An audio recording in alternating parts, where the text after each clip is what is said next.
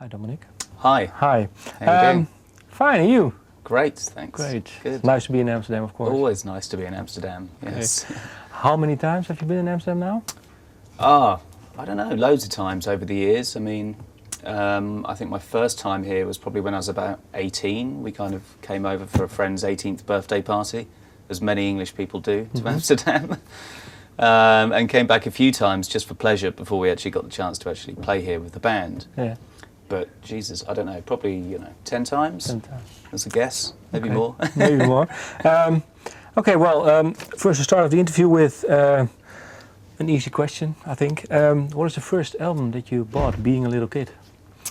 I think the first album that I bought, pretty sure it was the De La Soul 3 Feet High and Rising, which I think is late 80s. I think it might be 88, 89 or something like that, but I just started high school, so I was about 11. And that was the first album I bought. I loved it, listened to it all the time, just enjoyed that album so much because it's kind of a concept album as well, it's kind of, aside from the songs, it's kind of a game show. Yeah. I don't know if you know the album, but there's lots of little interludes in between the songs that are kind of as if this game show is happening, this kind of pretty silly game show is happening throughout the course of the album. So I think I really liked it for that. And loved De La Soul. I was really into hip-hop, I think, around that kind of time where I probably was able to buy my first album. Were you already playing the drums? That was just before I started playing the drums, because I probably started playing the drums when I was about 12 years old. 12, 13, something like that. So, yeah, it's just before that. But I've always loved music from a very early age. I mean, when I was really, really young, I was into things like Adam and the Ants, and the Police, always loved the Police and Queen and stuff like that. But I suppose, yeah, again, just, starting high school and hanging around with friends, we were definitely listening to a lot of hip-hop. And then got into Iron Maiden. Iron Maiden, okay. It's a nice switch from De La Soul to Iron Maiden. Yeah. Could be. Yeah. What made you decide to pick up the drumsticks? I think, again, just always loving music, and certainly, really getting into, I suppose, the beats and stuff of some of the music I just mentioned, with De La Soul and NWA and Public Enemy. I was really into all that kind of stuff. And I remember Public Enemy did that track with Anthrax. And I think that was one of the first kind of combinations of like hip-hop and kind of metal and rock music that I'd ever heard, really.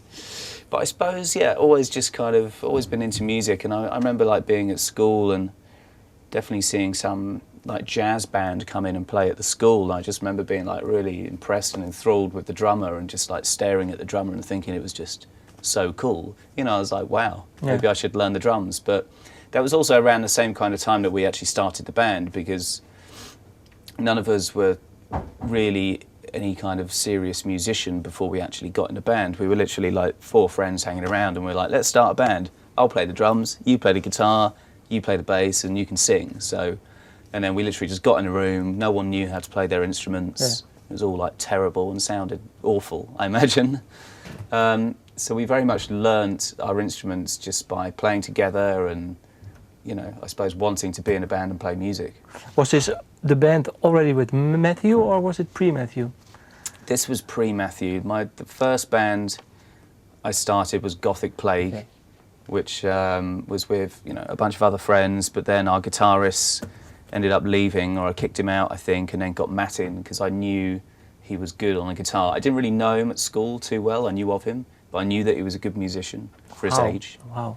Sorry? How did you know this? Did he play around? Or? Yeah, because he wasn't in my class at school, but we'd have like music competitions and things at school and like little music, school performances and this and that, which I was really into as well, and with my band as well. And Matt was also playing guitar and doing bits of piano in these competitions, so I knew that he was a good musician, but didn't know him particularly well. So I asked him to join the band one day, and he said yes, and then. So yeah, that was how the relationship started with Matt. But again, it was purely about just a connection with music, I suppose, was the thing that kind of made us become good friends. Did you like him at first, or did you have to grow on each other? No, I think so. It was a really weird meeting. We had some kind of mutual friends, and I remember like arranging a meeting with Matt which was down in Teignmouth in the town, on this piece of grass called the Den, which was like in the middle of the town by the seafront. And like arranged this really strange meeting, and we kind of sat down like with the mutual friend. And I seem to remember it being really quick. I was like, "Do you want to join my band?" And he went, "Yes." We went, "Cool." And that was it. But I certainly remember being, once he kind of joined the band and we started playing, I certainly remember being very, impressed by his skill at playing a guitar and his understanding of music. And I think we just kind of connected straight away. Yeah. And then, Chris was asked to be in the band too? Then Chris, so me and Matt were in this band called Gothic Plague, and that all eventually fizzled away. But Chris was also in a different band playing a bit of guitar, a bit of bass sometimes, even the drums sometimes. He was a bit of an all-rounder. So me and Matt just wanted to start writing our own songs because we were sick of playing cover songs, and it seemed like me and Matt were the only two people in the band that were actually interested in doing that. So everyone left apart from me and Matt, and then we found Chris and spoke to Chris and asked him to join our band. He was like, "Yeah, totally," because he was feeling the same thing with his original band. And that was Muse. And the first song that you wrote, were they used on albums or EP or? Oh no, I do remember the first song. I can't remember what it was called. Something lame like "Small Minded," I think it was. I do remember that first song because I think me and Matt used it as some kind of piece of music for our GCSEs. Yeah. But no, we were together for a good 5 years before, we got a chance to, certainly record or get a record deal and start recording. So we went through a lot of different changes, I think, when we first started as Muse. We kind of started off as actually the first song had piano in it, strangely. And then I think we went off into this weird kind of lots of strange technical odd time signature slap bass type stuff. Why? We loved Primus, I suppose, when we were young, and that might have had an influence.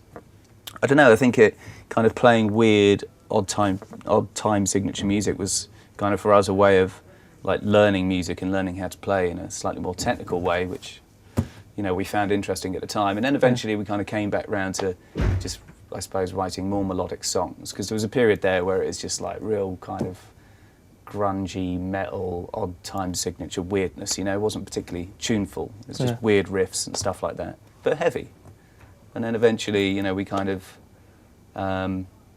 somewhere along the lines wrote Muscle Museum, which must have been the first song that we wrote that ended up being on Showbiz, our first album. Yeah. And I think we knew with that song straight away. It just suddenly felt so different from everything we'd done in the past. So that was the first song that we wrote for Showbiz. Yeah. But when you wrote that song, did you know, this is the way we have to go, songwriting-wise? I think so, yeah. I think we just felt something with that song. Yeah. We just felt like it was just suddenly, a departure from our messy background that we'd had. And weirdly, that song was kind of strangely influenced by the Fugees. Even though it doesn't sound like it, but that's kind of where we were going with it, with the kind of, I suppose, the drum beat and the bass line and stuff. And but yeah, that was a turning point. I think at that point we kind of realised that, we should try a bit harder and write more songs like this. And I think we were just starting to find our feet in that time period.